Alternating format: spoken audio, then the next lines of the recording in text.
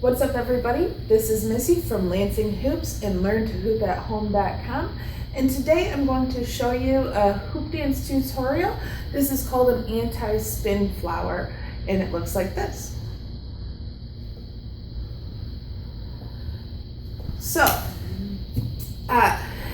the anti-spin flower is a move that is made up of two different moves in isolation and hand hooping. Hand hooping is just hooping on your hand like this.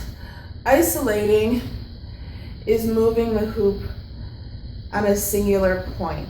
So with the anti-spin flower, you combine these two things together so that while you're hand hooping, your arm moves in the isolation in the opposite direction. So anti-spin just means opposite direction. Basically, the flower comes in because of the shape that the hoop makes when you move your arm like that, which is actually mostly an illusion. So what we're gonna do is start by hand hooping.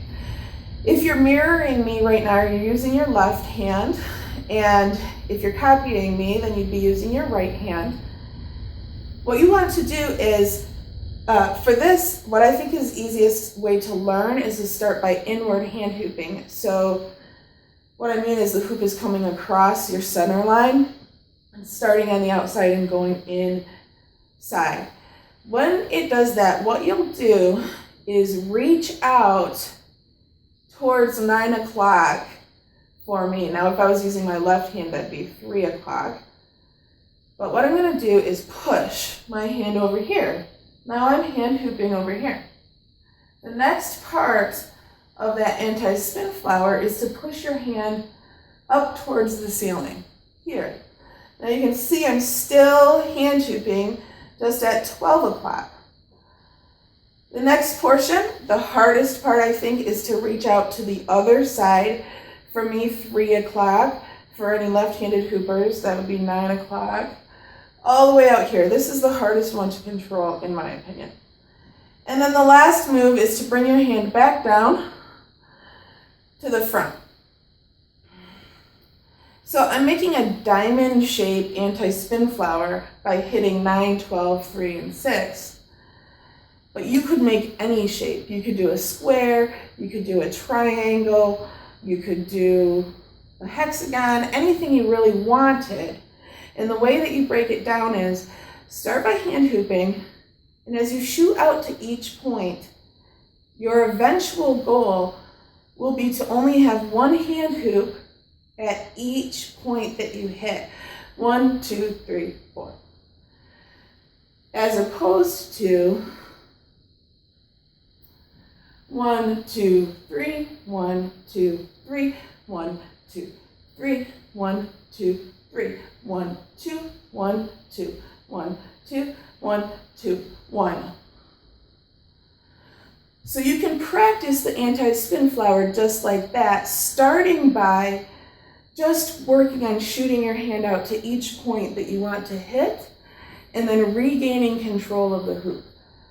That's the hardest part, I think, of the anti-spin flower is keeping control of the hoop. So as you shoot out, you might have several hand hoops here before you regain control. It might be 5 or 6 or more.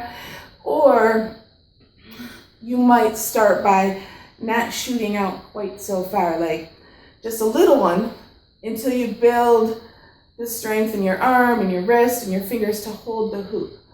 So those are two ways that you can build into a really big anti-spin flower.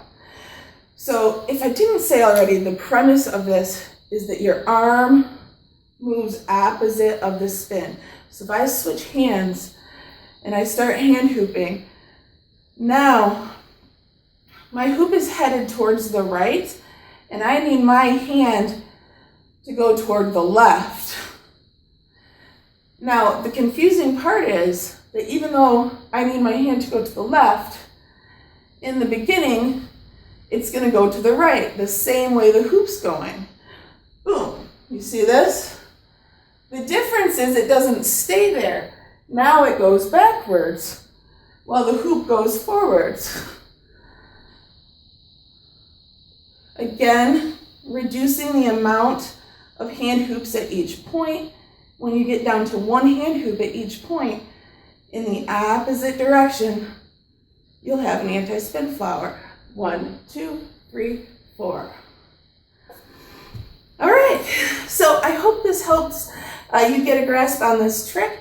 If you have any questions or comments, hit me up in the comments below. You can subscribe on YouTube at Lansing Hoops or hit me up at lansinghoops.com and learntohoopathome.com if you're interested in learning how to hoop in your living room. Have a great day.